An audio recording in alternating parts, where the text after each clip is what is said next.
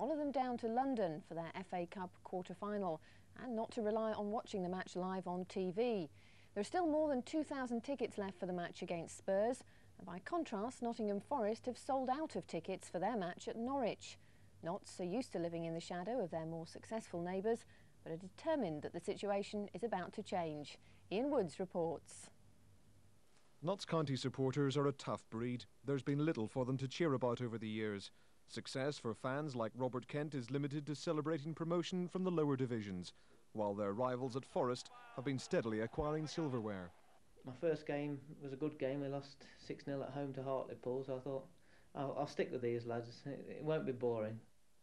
Traditionally, Notts attracted inner-city fans, while Forest, a few hundred yards away across the Trent, drew supporters from the suburbs. Nowadays, most follow the same team as their father and grandfather. While Forest have gone from humble beginnings to European champions, Notts haven't been so lucky. Their Meadow Lane ground was even hit by a stray German bomb in the First World War. They have won the FA Cup, though, in 1894. But their golden period was the early 50s. Despite being in the third division, crowds of nearly 40,000 came to watch England centre-forward Tommy Lawton. This was one of the few times when Notts could claim to be bigger than Forest, but it wasn't to last. Ken Smales is a former secretary at Forest and is currently working on a book about them. He says there's little rivalry between the two Nottingham clubs, but that's because success has been so one-sided. Rarely have we been in the first division together.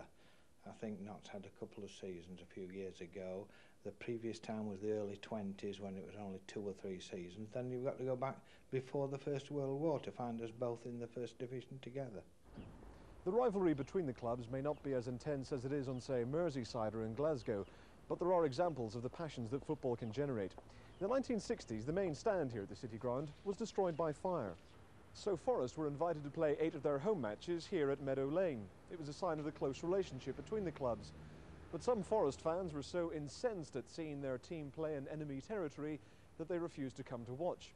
Forest didn't win a single game here. Some fans go to see both clubs, but many Notts supporters have seen too much Forest success to wish them well in their cup quarter-final. I'm not going to say I want Forest to lose this, that and the other, but I'm not interested in Forest. I'm interested in Notts County.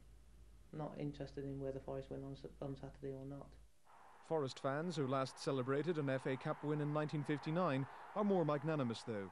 I'd love to see him beat Tottenham. I don't think not many people at Forest particularly like Tottenham, but I'd love to see Notts win, yeah. There's no question of saying, well, we hope that Notts County lose, because we don't. We hope they're successful.